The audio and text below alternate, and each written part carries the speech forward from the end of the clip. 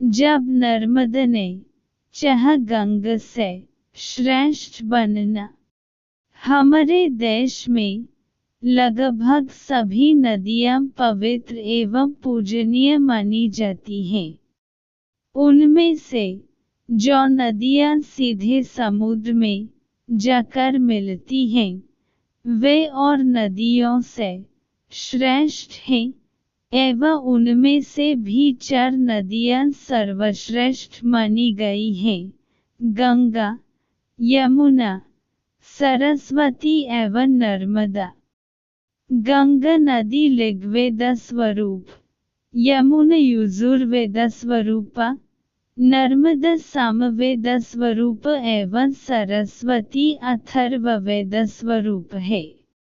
नर्मदा जी ने अपनी योग्यता से प्रथम श्रेणी में तो स्थान प्राप्त कर लिया, किंतु वे चाहती थी कि प्रथम श्रेणी में भी मुझे सर्वप्रथम स्थान मिले, और यह संभव तपस्या के द्वारा ही हो सकता था, और इसे लोकपितामह ब्रह्म ही दे सकते थे। इसके लिए नर्मदा जी ने घोर तपस्या प्रारंभ कर दी। तपस्या से ब्रह्म जी प्रसन्न होकर प्रकट हुए एवं वरदान मांगने को कहा। तब नर्मदा जी ने विनम्रता से कहा कि मुझे गंगा के समान सर्वश्रेष्ठ पद प्रदान कर दीजिए।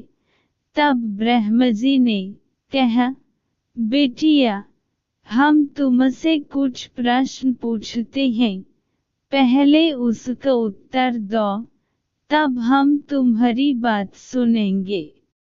तब ब्रह्म जी ने पूछा, बताओ, भगवान पुरुषोत्तम के समान कोई और पुरुष हो सकता है? नर्मदा जी ने कहा, नहीं।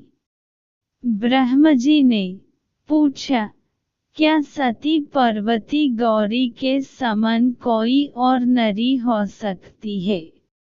नर्मदा जी ने कहा, नहीं। पुनः ब्रह्म जी ने पूछा, काशी के समान परम पावन कोई और पुरी हो सकती है? नर्मदा जी ने फिर कहा, नहीं। तब ब्रह्म जी ने कहा, तब बेटिया, तुम कैसे कह सकती हो कि मैं गंगा के समान सर्वश्रेष्ठ बन जाऊं? यह सुनकर नर्मदा जी चुप हो गई एवं मन ही मन सोचा, भूल हो गई। मैं तो अनुपयुक्त परीक्षक के पास पहुंच गई, जिन्हें मोह, ममता व अपनापन नहीं है। अब ऐसे परीक्षक की शरण में जाऊं जिसके हृदय में अपनापन हो। यह सोचकर वे अपने पिता शिवजी की शरण में काशी गई और घोर तपस्या की। अपने नाम के नर्मदेश्वर की स्थापना कर उनकी आराधना करने लगी। इनकी सेवा से संतुष्ट होकर शंकर जी उनके सम्मुख प्रकट हुए और वर मांगने को कहा। अब की बार नर्मदा जी संभल गई और अपने स्वार्थ की बात न कहकर बोली, प्रभु, आपके चरणविंदों में मेरी अहेतु की भक्ति बनी रहे, यही वरदान आप मुझे दें। आशुतोष भगवान शंकर बड़े प्रसन्न हुए एवं सोचा, यह तो अपनी पुत्री ठहरी, कुछ मांग नहीं रही है, केवल मेरे चरणों की भक्ति मांग रही है। शिवजी बोले, वह तो तुम्हें प्राप्त होगी ही, किंतु मैं तुम्हें अपनी ओर से कुछ वरदान देना चाहता हूँ। तब शिवजी बोले, अच्छा सुन, भक्ति के अतिरिक्त पहला वर यह मैं देता हूँ कि तेरे दोनों किनारे के जितने भी प्रश्न होंगे वे सब मेरे स्वरूप ही शिवलिंग समझे जाएंगे।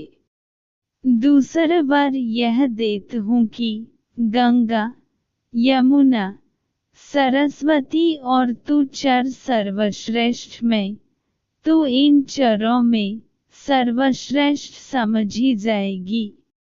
नर्मदा जी ने बात पक्की करने के लिए पूछा, सो कैसे जाना जाएगा भगवान? शिवजी बोले, गंगा स्नान से तुरंत निष्पाप हो जाओगे। यमुना जी के किनारे 7 दिन रहो, स्नान पूजन करो, तब निष्पाप होंगे।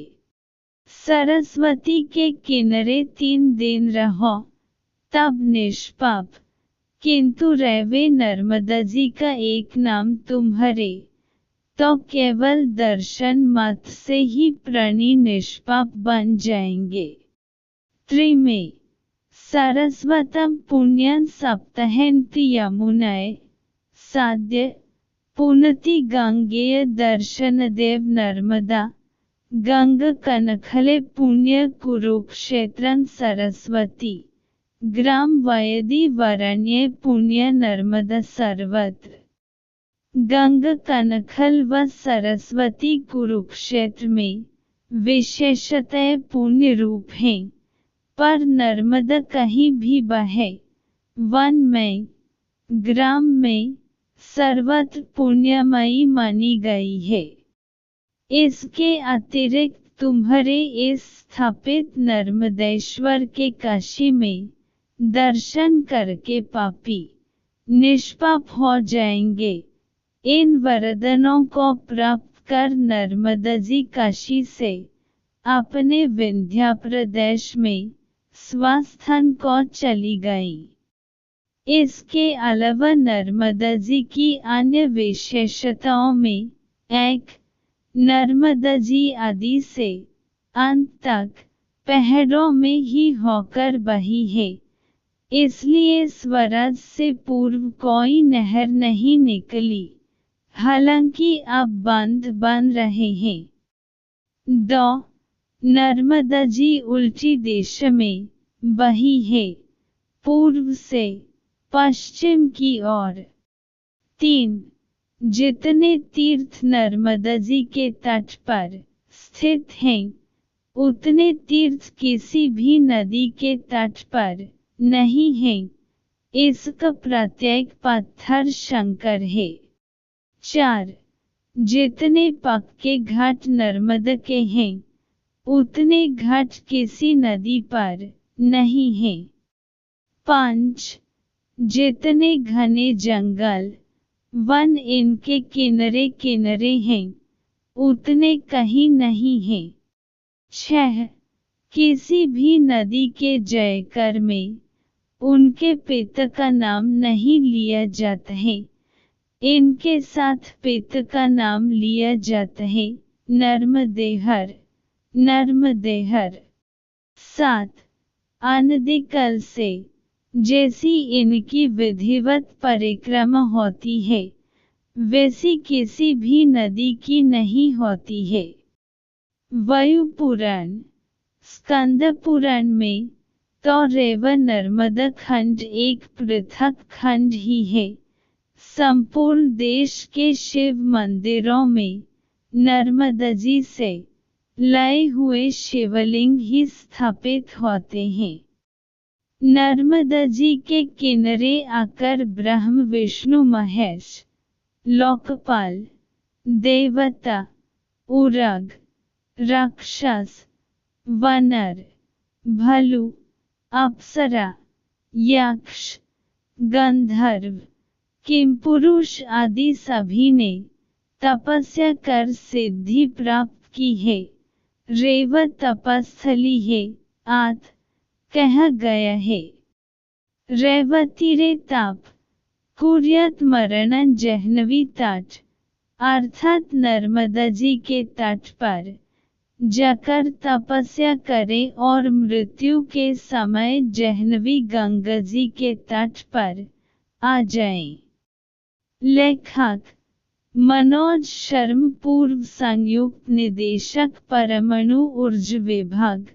अनुवादक स्वतंत्र लेखक और योग शिक्षक।